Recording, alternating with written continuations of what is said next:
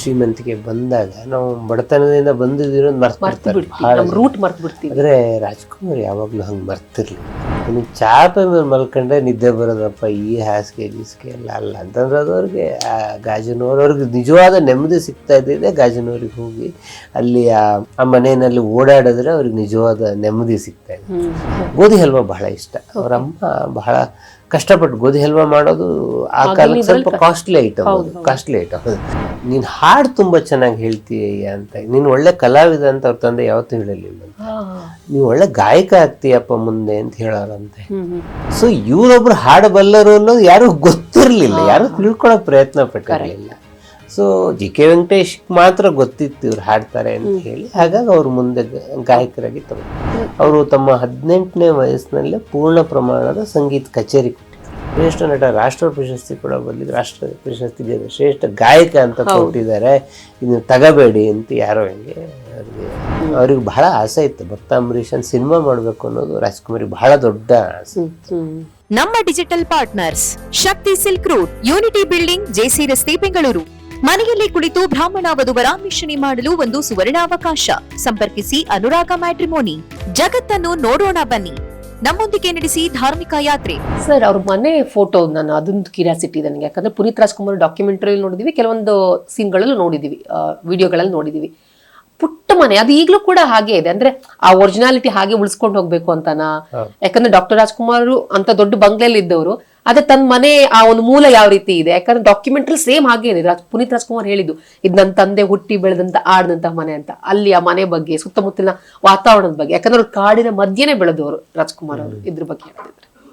ಒಂದು ಬಹಳ ಮುಖ್ಯವಾಗಿ ನಂಗೆ ಯಾವಾಗಲೂ ಅನ್ಸೋದು ಅಂದ್ರೆ, ಶ್ರೀಮಂತಿಕೆ ಬಂದಾಗ ನಾವು ಬಡತನದಿಂದ ಬಂದಿದ್ದೀರೋ ರೂಟ್ ಮರ್ತು ಬಿಡ್ತೀವಿ. ಆದರೆ ರಾಜ್ಕುಮಾರ್ ಯಾವಾಗಲೂ ಹಂಗೆ ಮರ್ತಿರ್ಲಿಲ್ಲ. ಅವ್ರು ಹೇಳೋರು, ಏನದೆಲ್ಲ ನನಗೆ ಚಾಪೆ ಮೇಲೆ ಮಲ್ಕೊಂಡ್ರೆ ನಿದ್ದೆ ಬರೋದಪ್ಪ, ಈ ಹಾಸಿಗೆ ಗೀಸಿಗೆ ಎಲ್ಲ ಅಲ್ಲ ಅಂತಂದ್ರೆ ಅದು ಅವ್ರಿಗೆ ಆ ಗಾಜನೂರು ಅವ್ರಿಗೆ ನಿಜವಾದ ನೆಮ್ಮದಿ ಸಿಗ್ತಾ ಇದ್ದಿದೆ. ಗಾಜನೂರಿಗೆ ಹೋಗಿ ಅಲ್ಲಿ ಆ ಮನೆಯಲ್ಲಿ ಓಡಾಡಿದ್ರೆ ಅವ್ರಿಗೆ ನಿಜವಾದ ನೆಮ್ಮದಿ ಸಿಗ್ತಾ ಇದೆ. ಬಹಳ ನೆನಪುಗಳಿದೆ ಆ ಗಾಜನೂರು ಬೀದಿನಲ್ಲಿ ಅಂತ ಹೇಳೋರು. ಅಂದ್ರೆ ಬೀದಿನಲ್ಲಿ, ಮನೆಯಲ್ಲಿ ಬೀದಿನಲ್ಲಿ, ಯಾಕಂದ್ರೆ ಮನೇಲಿ ಇರ್ತಿದ್ದೆ ಕಮ್ಮಿ, ನಾವು ಯಾವಾಗಲೂ ಬೀದಿನಲ್ಲಿ ಓಡಾಡ್ಕೊಂಡಿರ್ತಾ ಇದ್ವಿ. ನಂಟು ಅವ್ರಿಗೆ ಚಿಕ್ಕ ಹುಡುಗ ಆದಾಗ ಗೋಧಿ ಹಲ್ವಾ ಬಹಳ ಇಷ್ಟ, ಸ್ವೀಟ್ ಬಹಳ ಇಷ್ಟ. ಆಕ್ಚುಲಿ ಗೋಧಿ ಹಲ್ವಾ ಬಹಳ ಇಷ್ಟ. ಅವರಮ್ಮ ಬಹಳ ಕಷ್ಟಪಟ್ಟು ಗೋಧಿ ಹಲ್ವಾ ಮಾಡೋದು ಆ ಕಾಲಕ್ಕೆ ಸ್ವಲ್ಪ ಕಾಸ್ಟ್ಲಿ ಐಟಮ್. ಅದು ಏನಾದ್ರೂ ಒಂದು ಹಬ್ಬ ಗಿಬ್ಬ ಬಂದ್ರೆ ಮಾಡ್ಕೊಡೋರು, ಗೋಧಿ ಹಲ್ವಾ ಮಾಡ್ಕೊಡೋರು. ಅವ್ರ ತಂದೆಗೆ ರಂಗಭೂಮಿಲಿ ಮಾಡೋರು ಎಲ್ಲ ಕರೆದು ಹೀಗೆ ಮಾಡಿಸೋರು, ಅಥವಾ ಏನೋ ಸಂಗೀತ ಕಚೇರಿಗಳು ಮಾಡಿಸೋರು. ಒಂದು ಕಂಪ್ನಿ ಅನ್ನೋದು ಸಿಕ್ಕಿದ್ದು ಸ್ವಲ್ಪ ತಡವಾಗಿ. ಗುಬ್ಬಿ ಕಂಪ್ನಿಲಿ ಅವ್ರು ಬಂದಾಗ ಕೂಡ ಈ ಕುರುಕ್ಷೇತ್ರದಲ್ಲಿ ಅರ್ಜುನನ್ ಪಾತ್ರ, ಈ ಥರ ಅಂದರೆ 2-3ನೇ ಹಂತದ ಪಾತ್ರಗಳು ಸಿಕ್ಕಿತ್ತು. ಸ್ವಲ್ಪ ತಡವಾಗಿ ಅವ್ರಿಗೆ ಮೇಜರ್ ರೋಲ್ ಎಲ್ಲ ಬರೋಕ್ಕೆ ಶುರುವಾಗಿದ್ದು. ಅದಕ್ಕೇನು ಅಂದರೆ, ಅವ್ರಿಗೆ ತಂದೆ ಗುಬ್ಬಿ ಕಂಪ್ನಿಗೆ ಹೋದಾಗ ಇವರು 3 ಜನ, ವರದಪ್ಪ, ರಾಜ್ಕುಮಾರ್, ಶಾರದಮ್ಮ ಅವ್ರ ತಂಗಿ, 3 ಜನ ಕೂಡ ಗುಬ್ಬಿ ಕಂಪ್ನಿಗೆ ಸೇರ್ಕೊಂಡು ಅಲ್ಲಿ ಬಾಲನಟಗಳನ್ನ ಮಾಡ್ತಾರೆ. ಅಂದ್ರೆ ಬಾಲ್ಯದಿಂದ ಡೈರೆಕ್ಟ್ ಅವ್ರು ಬಾಲ್ಯ ಅರ್ಧ ಗುಬ್ಬಿ ಕಂಪನಿಯಲ್ಲೇ ಕಳೆದು. ಹೌದಾ? ಅಂದ್ರೆ ಒಂದು ಎಷ್ಟು ವಯಸ್ಸಿರ್ಬೋದು? ಹೌದು 15-16 ವರ್ಷಕ್ಕೆ ಅವ್ರು ಗುಬ್ಬಿ ಕಂಪನಿಗೆ ಬಂದಂತ. ಅವಾಗ ಜಸ್ಟ್ ಸ್ಕೂಲ್ಗೂ ಜಾಸ್ತಿ ಹೋಗ್ತಿರ್ಲಿಲ್ಲ, ಬಾಲ್ಯ ಹೀಗೆ ತುಂಟಾಟದಲ್ಲೇ ಕಳೆದ್ವಿ. ಅಲ್ಲಿಂದ ಅವರಿಗೆ ಕಂಪನಿ ಜೀವನ ಶುರು ಆಯ್ತು. 15-16ನೇ ವಯಸ್ಸಿಗೆ ಅವರು ವೃತ್ತಿ ರಂಗಭೂಮಿ ತಂದೆ ಜೊತೆಗೆ ಬಂದ್ಬಿಡ್ತಾರೆ. ವೃತ್ತಿ ರಂಗಭೂಮಿಗೆ ಬಂದ ಮೇಲೆ ಮೊದಲು ಇವರಿಗೆ ಬಾಲಪಾತ್ರಗಳು ಅದು ಇದು ಎಲ್ಲ ಸಿಗೋದಕ್ಕೆ ಶುರುವಾಯ್ತು. ಆ ಕ್ರಮ ಹಂಗೆ, ಅದು ನಿಮ್ಗೆ ಬಾಲಪಾತ್ರ ಆದ್ಮೇಲೆ ನೆಕ್ಸ್ಟ್ ಸ್ತ್ರೀ ಪಾತ್ರಗಳು ಎಲ್ಲದಕ್ಕೆ ಸಿಗೋದು. ಯಾರಿಗೂ ಏನೋ ಒಂದು ಸ್ಪಾರ್ಕ್ ಆಗ್ಬೇಕು, ಗೊತ್ತಾಗ್ಬೇಕು ಅಂತ ಹೇಳಿದ್ರೆ ಓಕೆ, ಚಿಕ್ಕಂದಿರುವ ಹಾಡುವಾಗ ಗೊತ್ತಾಯ್ತು. ರಾಜ್ಕುಮಾರ್ ಅವರಿಗೆ ನೀವು ಹೇಳ್ದಂಗೆ ಕುಟುಂಬದಲ್ಲಿ ಅವ್ರ ತಂದೆನೇ ಮಾಡ್ತಿದ್ರು, ಆಕ್ಟ್ ಮಾಡ್ತಿದ್ರು. ಗೊತ್ತಾಗಿದೆ ಅವಾಗ ರಾಜ್ಕುಮಾರ್ ಅವರಲ್ಲಿ ಈ ರೀತಿ ನಟನೆಗೆ ತುಡಿತಾ ಇದೆ ಅನ್ನೋದು ವೆರಿ ಫಸ್ಟ್ ಗೊತ್ತಾಗಿದೆ. ಅವ್ರ ತಂದೆ ಬಹಳ ಚೆನ್ನಾಗಿ ಹೇಳೋರಂತೆ, ನೀನ್ ಹಾಡು ತುಂಬಾ ಚೆನ್ನಾಗಿ ಹೇಳ್ತೀಯ ಅಂತ, ನೀನ್ ಒಳ್ಳೆ ಕಲಾವಿದ ಅಂತ ಅವ್ರ ತಂದೆ ಯಾವತ್ತೂ ಹೇಳಲಿಲ್ಲ. ನೀವು ಒಳ್ಳೆ ಗಾಯಕ ಆಗ್ತೀಯಪ್ಪ ಮುಂದೆ ಅಂತ ಹೇಳೋರಂತೆ. ಅವಾಗ ಅದನ್ನ ಒಂದ್ಸಲ ಈ ಘಟನೆ ಹೇಳಿ ಅಣ್ಣವ್ರು ನಂಗೆ ಹೇಳಿದ್ರು, ನೋಡಿ ಎಮ್ಮೆ ಹಾಡು ಬರ್ಬೇಕಾಯ್ತು ನಮ್ಮ ಅಪ್ಪ ಅವಾಗ ಹೇಳಿದ್ರು ನೀನ್ ಒಳ್ಳೆ ಸಿಂಗರ್ ಅಂತ. ಸೊ ನಾನು ಪ್ರಶ್ನೆ ಕೇಳಿದ್ದೆ, ಅಲ್ಲ ಇಷ್ಟು ಒಳ್ಳೆ ಗಾಯಕರು ನೀವು ಯಾಕೆ ಹಾಡ್ಲಿಲ್ಲ ಅಂತ. ಅದೇನೋ ನಾವು ನಾಟಕ ಕಂಪನಿ ಎಲ್ಲರೂ ಹಾಡ್ತಿದ್ವಿ, ಸಿನಿಮಾಕ್ಕೇನು ಬಂದ್ವಿ, ಆಗ ಸಿನಿಮಾ ನಟರು ಯಾರು ಹಾಡ್ತಿರ್ಲಿಲ್ಲ. MGR ಹಾಡ್ತಿರ್ಲಿಲ್ಲ, NTR ಹಾಡ್ತಿರ್ಲಿಲ್ಲ, ಯಾರು ಹಾಡ್ತಿರ್ಲಿಲ್ಲ. ನೀನು ಹಾಡ್ತೀಯ ಅಂತ ನಾನು ಯಾರು ಕೇಳಲಿಲ್ಲ. ಅದು ಶುರುವಾಗಿದ್ದ ಹಂಗೆ ಎಲ್ಲರೂ ಯಾರು ಹಾಡ್ತಿರ್ಲಿಲ್ಲ, ಕಲ್ಯಾಣ್ ಕುಮಾರ್ ಹಾಡ್ತಿರ್ಲಿಲ್ಲ, ಉದಯ್ ಕುಮಾರ್ ಹಾಡ್ತಿರ್ಲಿಲ್ಲ, ಯಾರು ಹಾಡ್ತಿರ್ಲಿಲ್ಲ, ಆಗಿನ ಕಲಾವಿದರು ಯಾರು ಹಾಡ್ತಿರ್ಲಿಲ್ಲ. ಸೊ ಇವರೊಬ್ರು ಹಾಡಬಲ್ಲರು ಅನ್ನೋದು ಯಾರು ಗೊತ್ತಿರ್ಲಿಲ್ಲ, ಯಾರು ತಿಳ್ಕೊಳ್ಳೋ ಪ್ರಯತ್ನ ಪಟ್ಟಿರ್ಲಿಲ್ಲ. ಸೊ ಜಿ ಕೆ ವೆಂಕಟೇಶ್ ಮಾತ್ರ ಗೊತ್ತಿತ್ತು ಇವ್ರು ಹಾಡ್ತಾರೆ ಅಂತ ಹೇಳಿ, ಹಾಗಾಗಿ ಅವ್ರು ಮುಂದೆ ಗಾಯಕರಾಗಿ ತಗೊಂಡ್ರು. ಸೊ ಅದು ಸಂಗೀತ ರಾಜ್ಕುಮಾರಿಗೆ ಬಹಳ ಪ್ರಿಯವಾದ ಸಂಗತಿ. ಇಷ್ಟಾದ್ಮೇಲೆ ಅವ್ರು ಚಿಕ್ಕದಾದಾಗ್ಲೂ ಹಾಡೋರು. ಅವರು ತಮ್ಮ 18ನೇ ವಯಸ್ಸಿನಲ್ಲೇ ಪೂರ್ಣ ಪ್ರಮಾಣದ ಸಂಗೀತ ಕಚೇರಿ ಕೊಟ್ಟಿದ್ರು. ಹೌದಾ? ಅಂದ್ರೆ ಇವಾಗ ವೃತ್ತಿ ರಂಗಭೂಮಿ ಬರೋಕ್ಕಿಂತ ಮುಂಚೆ ಸಂಗೀತ ಪ್ರಾಕ್ಟೀಸ್ ಮಾಡ್ತಿದ್ರು. ಅವ್ರು ಬಹುಶಃ 7-8ನೇ ವಯಸ್ಸಲ್ಲೇ ಸಂಗೀತ ಕಲಿಯೋಕೆ ಶುರು ಮಾಡಿದ್ರು. ಅಂದ್ರೆ ವೃತ್ತಿ ರಂಗಭೂಮಿ ಬರೋಕ್ಕಿಂತ ಮುಂಚೆ. ಆಮೇಲೆ ಅವರಿಗೆ ವೃತ್ತಿ ರಂಗಭೂಮಿಯಲ್ಲಿ ಬಂದಾಗ ರಂಗಭೂಮಿಯಲ್ಲಿ ಸಂಗೀತ ಮೇಷ್ಟ್ರುಗಳಿರೋರು. ಸೊ ಕೃಷ್ಣ ಶಾಸ್ತ್ರಿಗಳ ಹತ್ರ ಅವರು ಶಾಸ್ತ್ರೀಯವಾಗಿ ಸಂಗೀತ ಕಲ್ತಿದ್ದಾರೆ. ಆದ್ರೆ ಅವ್ರು ಯಾವಾಗ್ಲೂ ಹೇಳೋರು ನಂಗೆ ರಾಗ ಹೀಗೆಲ್ಲ ಗೊತ್ತಾಗಲ್ಲಪ್ಪ, ನಂಗೆ ಏನು ಆದ್ರೆ ಅವ್ರಿಗೆ ಅಷ್ಟು ಇರುವಷ್ಟು ಅದ್ಭುತವಾದ ಸಂಗೀತ ಜ್ಞಾನ ಯಾರಿಗೂ ಇಲ್ಲ. ನನಗೆ ಗೊತ್ತು, ನಾನು ಹತ್ತಿರದಿಂದ ನೋಡಿದ್ದೀನಿ. ಅದು ಒಂದು ವಿನಯದಿಂದ ಹೇಳೋರು, ನಂಗೆ ಸಂಗೀತ ಗೊತ್ತಾಗಲ್ಲಪ್ಪ ನನಗೆ ಅಂತ ಹೇಳೋರು. ಬಟ್ ಶಿವರಂಜನಿ ಬಹಳ ಪ್ರಿಯವಾದ ರಾಗ. ನಾವು ಶಿವರಂಜನಿ ಮೇಲೆ ಒಂದು ಎಪಿಸೋಡ್ ಮಾಡ್ಬೋದು, ಅಷ್ಟು ರಾಜ್ಕುಮಾರ್ ಕಥೆಗಳಿದೆ ಆ ರಾಗದ ಬಗ್ಗೆ. ಆಮೇಲೆ ನಂಗೊಂದು ಹಾಗೆ ಫೋನ್ ಮಾಡಿದ್ರು ಅವ್ರು, ನಂಗೆ ಫೋನ್ ಮಾಡ್ಬೋದು, ಏನೋ ಬೆಳಗ್ಗೆನ ಶಿವರಂಜನಿ ಕಾಡ್ತಾ ಇದೆ, ಏನೊಂದು ಆಲಾಪ ಹಾಡ್ಬೇಕು ಬಾ ನೀನು ಕೇಳ್ಬೇಕು ಅಂತ ಹೇಳಿ. ನಮ್ಗೆ ಎಷ್ಟು ಪೆದ್ರು ನಾವೆಲ್ಲ ಅಂದ್ರೆ ಅದನ್ನೆಲ್ಲ ರೆಕಾರ್ಡ್ ಮಾಡ್ಕೋಬೇಕು ಅಂತ ಹೊಳಗಿಲ್ಲ. ಮೂಮೆಂಟ್ಗೆ 3/4 ಗಂಟೆ ಆಲಾಪ ಶಿವರಂಜನಿ ರಾಗದಲ್ಲಿ ರಾಜ್ಕುಮಾರ್ ಮಾಡಿದ್ರು. ಅಂದ್ರೆ ಅಷ್ಟು ಅವ್ರಿಗೆ ರಾಗದ ಜ್ಞಾನ ಇತ್ತು, ರಾಗದ ಕಲ್ಪನೆ ಇತ್ತು. ರಾಗ ಒಂದು ಸ್ವರ ಚೂರು ಹೆಚ್ಚು ಕಮ್ಮಿ ಆದ್ರೂ ಗೊತ್ತಾಗ್ಬಿಡೋದು ಅವ್ರಿಗೆ. ಸೊ ನಟನೆಗೂ ಮುಂಚೆ ಅವ್ರಿಗೆ ಆವರಿಸ್ಕೊಂಡಿದ್ದು ಸಂಗೀತವೇ ಅವ್ರನ್ನ ಆವರಿಸ್ಕೊಂಡಿದ್ದು.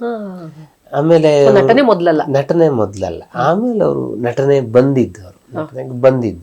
ಬಟ್ ಅದೆರಡು ಒಂಥರ ಕಾಂಪ್ಲಿಮೆಂಟರಿ ಆಗಿ ಬೆಳ್ಕೊಂಡು ಹೋಯ್ತು ಅಂತ ಹೇಳಿ ನಾನು ಅವ್ರಿಗೊಂದ್ಸಲ ಅವ್ರಿಗೆ ಯಾರೋ ಅವರು ಜೊತೆಗಿರ್ತಾರಲ್ಲ, ಅವ್ರು ಯಾರೋ ಹೇಳಿ, ಇಷ್ಟು ಶ್ರೇಷ್ಠ ನಟ, ನಿಮ್ಗೆ ಶ್ರೇಷ್ಠ ನಟ ರಾಷ್ಟ್ರ ಪ್ರಶಸ್ತಿ ಕೊಡೋ ಬದಲಿಗೆ ರಾಷ್ಟ್ರ ಪ್ರಶಸ್ತಿಗೆ ಶ್ರೇಷ್ಠ ಗಾಯಕ ಅಂತ ಕೊಟ್ಟಿದ್ದಾರೆ, ಇದು ತಗೋಬೇಡಿ ಅಂತ ಯಾರೋ ಹಂಗೆ ಅವ್ರಿಗೆ. ಅವಾಗ ನಾನು ಒಂದ್ಸಲ ಅವ್ರ ಹತ್ರ ಮಾತಾಡುವಾಗ ಹೇಳಿದ್ದೆ, ಸರ್ ನೀವು ನಿಜವಾಗಿ ಗಾಯಕ, ನೀವು ಶ್ರೇಷ್ಠ ಗಾಯಕ. ಸೊ ನೀವು ಶ್ರೇಷ್ಠ ಗಾಯಕ ಪ್ರಶಸ್ತಿ ತಗೊಳ್ಳೋದ್ರಿಂದ ಯಾರ ಸಾಲಲ್ಲಿ ನಿಲ್ತಿದ್ರೆ ನೀವು? ಮೊಹಮ್ಮದ್ ರಫಿ, ಕಿಶೋರ್ ಕುಮಾರ್, ಮನ್ನಾಡೆ ಇವ್ರ ಸಾಲಲ್ಲಿ ನಿಲ್ತಾ ಇದ್ರೆ ನೀವು. So that is A great honour. ಇಲ್ಲ ಅಂತ ಅನ್ಬೇಡಿ, ಯಾರೋ ಹೇಳ್ತಾರೆ ಅಂತ ಇಲ್ಲ ಅಂತ ಅನ್ಬೇಡಿ ನೀವು ಇದನ್ನ ಅಂತ ನಾನೊಂದ್ಸಲ ಹೇಳಿದ್ದೆ ಅವ್ರಿಗೆ ಅದ್ರ ಬಗ್ಗೆ ಇತ್ತು. ನಾನು ಬಹಳ ಸಂಗೀತದ ಬಗ್ಗೆ ಒಲವು, ಗಾಯಕ ಅನ್ನೋಕ್ಕಿಂತ ಸಂಗೀತದ ಬಗ್ಗೆ. ಅವ್ರ ಬಾಲ್ಯದಲ್ಲಿ ಬಹಳ ಮುಖ್ಯವಾಗಿ ಗಾಯನನೇ. ಅವ್ರು ಬೇರೆ ಬೇರೆ ಕೇಳಿದ ಹಾಡುಗಳು, ಅವ್ರು ಎಷ್ಟನೇ ಎಷ್ಟು ರಂಗಗೀತೆಗಳನ್ನ ಹಾಡೋರು. ಅವ್ರು ಯಾವಾಗಲೂ ಕೇಳಿದ ರಂಗಗೀತೆಗಳು, ಅವ್ರು ನೋಡಿದ ನಾಟಕಗಳು. ಹೌದೌದು, ಕೊನೆಯ ದಿನಗಳಲ್ಲೂ ಹೇಳೋರು. ತುಂಬಾ ಕೊನೆಯ ದಿನದಲ್ಲೇ ಒಂದ್ಸಲ ಇದು ಅದೊಂದು ಘಟ್ಟೆ ನಂಗೆ ಬಹಳ ನೆನಪಿದೆ. ಎಚ್.ಎಂ. ನಾಯಕ ಅವ್ರಿಗೆ ಬಹಳ ಪ್ರಿಯವಾದ ನಾಟಕ, ಅವ್ರಿಗೆ ತುಂಬಾ ಹೆಸರು ತಂದುಕೊಟ್ಟ ನಾಟಕ. ಎಚ್.ಎಂ. ನಾಯಕದಲ್ಲಿ ಹಂಪಿನ ನೋಡೋದಕ್ಕೆ ಎಚ್.ಎಂ. ನಾಯಕ ಬರ್ತಾನೆ. ಅದು ಮಾಸ್ಟರ್ ಹಿರಣ್ಯನವ್ರ ತಂದೆ ಕೆ ಹಿರಣ್ಯನವ್ರು ಬರೆದ ನಾಟಕ, ಕಲ್ಚರಲ್ ಕಾಮಿಡಿಯನ್ ಕೆ ಹಿರಣ್ಯನವ್ರು ಬರೆದ ನಾಟಕ. ಅದರಲ್ಲಿ ಆ ಹಂಪಿಯ ದುರವಸ್ಥೆಯನ್ನೆಲ್ಲ ನೋಡಿ ಎಂತಹ ಸಾಮ್ರಾಜ್ಯ ಹೆಂಗಾಗೋಯ್ತು, ಕನ್ನಡಿಗರ ನಿರಭಿಮಾನದ ಬಗ್ಗೆ ಮಾತಾಡೋದು ಡೈಲಾಗ್. ಅದು ರಾಜ್ಕುಮಾರ್ ಬಹಳ ಪ್ರಸಿದ್ಧರು ಆ ನಾಟಕದಲ್ಲಿ. ಆ ಡೈಲಾಗಿಗೆ ಬಲೆ ಜೋಡಿ ಸಿನಿಮಾದಲ್ಲಿ ಅದನ್ನ ಬಳಸ್ಕೊಳ್ತಾರೆ, ಆ ಸೀನನ್ನು ಬಳಸ್ಕೊಂಡಿದ್ದಾರೆ. ಅದನ್ನ ನೆನಪು ಮಾಡ್ಕೊಳ್ಳೋರು ಇದಕ್ಕಿದಂಗೆ ಹೇಳಿದ್ರಿ ಆ ಸೀನ್ ಹಾಕೋಣ ಅಂತ ಹೇಳಿ. ನಾವು ಹೇಳಿ ಕೇಳಿ ನಾಟಕದವ್ರು ತಾನೆ, ಡೈಲಾಗ್ ಎಲ್ಲ ಯಾವ್ದು ಮರ್ತೋಗಲ್ಲ ನಂಗೆ. ಅದು ಇದೇವ್ರದೇ ಮಾತದು. ಆ ಡೈಲಾಗ್ ಎಲ್ಲ ನಮ್ಗೆ ಯಾವ್ದು ಮರ್ತ ಹೋಗಲ್ಲ. ಹಿಂಗೆ ಅವ್ರಿಗೆ ರಂಗಭೂಮಿಯ ಹಾಡುಗಳು, ಡೈಲಾಗ್ಗಳು ಮರ್ತೋಗ್ತವೆ. ಮೆಮೊರಿ ಪವರ್ ಅಷ್ಟು ಚೆನ್ನಾಗಿತ್ತು. ಕೊನೆ ದಿನದವರೆಗೂ ಭಕ್ತ ಅಂಬರೀಷ್ ಲೈನ್ ಬೈ ಅವ್ರಿಗೆ ಎಷ್ಟು ವಿನಯ ನೋಡಿ. ಸುಬ್ಬಯ್ಯ ನಾಯ್ಡು ಜನ್ಮ ಶತಮಾನೋತ್ಸವ ಸಂದರ್ಭದಲ್ಲಿ ರವೀಂದ್ರ ಕಲಾಕ್ಷೇತ್ರದಲ್ಲಿ ಭಕ್ತ ಅಂಬರೀಷ್ ನಾಟಕ ಮಾಡಿದ್ರು. ಅದರಲ್ಲಿ ರಮಾಕಾಂತನ ಪಾತ್ರ, ಅದು ಭಕ್ತ ಅಂಬರೀಷನ ತಮ್ಮ ರಮಾಕಾಂತ. ಸೊ ಇವನು ಆಸ್ತಿಕ, ಇವನು ನಾಸ್ತಿಕ. ಸೊ ಆ ಥರದ್ದು ಪಾತ್ರ ಅದು. ನಾಟಕ ಇರೋದು ಹೆಂಗೆ, ಲೋಕದಲ್ಲಿ ನಿಜವೇನೆಂಬೆ, ಅದು ಒಂದು ಶಿವರಂಜನಲ್ಲಿ ಒಂದು ಹಾಡಿದ ಬಹಳ ಪ್ರಿಯ ರಮಾನಂದ ಹಾಡೋದು. ಅದನ್ನ ಲೋಕೇಶ್ ಭಕ್ತ ಅಂಬರೀಷನ್ ಪಾತ್ರ ಮಾಡಿದ್ರು, ಇವರು ರಮಾನಂದನ್ ಪಾತ್ರ ಮಾಡಿದ್ರು. ನಿಜ ನಾಟಕ ಮಾಡಿದ್ರು ಕ್ಷೇತ್ರದಲ್ಲಿ.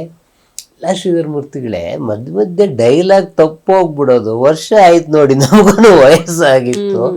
ಆದ್ರೆ ಅವ್ನು ಲೋಕೇಶ್ ನಮ್ಮ ಸುಬ್ಬಯ್ಯ ನಾಯ್ಡು ಮಗ ಹೆಂಗೋ ಮ್ಯಾರೇಜ್ ಮಾಡ್ಬಿಟ್ಟ ಅದನ್ನ. ಎಲ್ಲ ಬಿಡಿ ಸರ್ ನೀವು ಸುಮ್ಮನೆ ಹೇಳ್ತೀರಾ ಅಂತ ನಾನು ಅವ್ರಿಗೆ, ಅದೊಂದು ವಿನಯ ಅದು. ಹೌದು ನೋಡಿ, ಬೇರೆಯವ್ರು ಹೊಗಳ್ಬೇಕು ಅಂದ್ರೆ ಅದೊಂದು ದೊಡ್ಡತನ ಬೇಕು. ದೊಡ್ಡತನ, ತುಂಬಾ ದೊಡ್ಡತನ ಅದು. ಅವ್ರಿಗೆ ಬಹಳ ಆಸೆ ಇತ್ತು ಭಕ್ತ ಅಂಬರೀಷನ್ ಸಿನಿಮಾ ಮಾಡ್ಬೇಕು ಅನ್ನೋದು ರಾಜ್ಕುಮಾರಿಗೆ ಬಹಳ ದೊಡ್ಡ ಆಸೆ. ಇವಾಗ ರಂಗಭೂಮಿ ಬಗ್ಗೆ ಹೇಳಿದ್ರಿ, ನಂದದೇ ಕ್ಯೂರಿಯಾಸಿಟಿ ಅಂದ್ರೆ ಫಸ್ಟ್ ಗೊತ್ತಾಗಿದ್ದೆ ಅವಾಗ ಇವ್ರಿಗೆ ನಟನೆ ತುಂಬಾ ಚೆನ್ನಾಗಿ ಮಾಡ್ತಾರೆ, ಗುರ್ತಿಸಿದ್ದಾರೆ, ತಂದೆನೆ ಗುರ್ತಿಸಿದ್ದಾರೆ. ತಂದೆನೆ ಗುರ್ಸಿದ್ರು. ಗುರ್ಸಿ ಮೊದಲ ಪುತ್ರ ಮಕರಂದನ್ ಪಾತ್ರ ಮಾಡ್ತಾ ಇದ್ರು.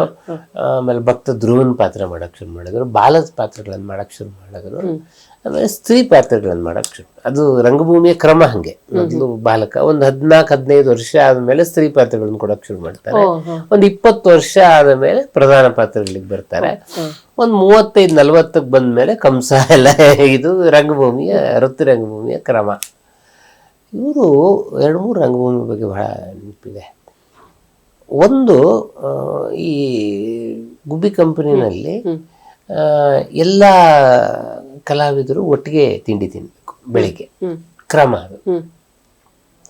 ಇವರಿಗೆಲ್ಲ ಚಿಕ್ಕ ಚಿಕ್ಕ ಪಾತ್ರಗಳು, ಇವ್ರದ್ದೆಲ್ಲ 12 ಗಂಟೆ ಒಳಗೆ ಮುಗ್ದೋಗ್ಬಿಡುದು. ಇದು ರಾತ್ರಿ ಇಡೀ ರಾತ್ರಿ ನಡೆಯೋದು.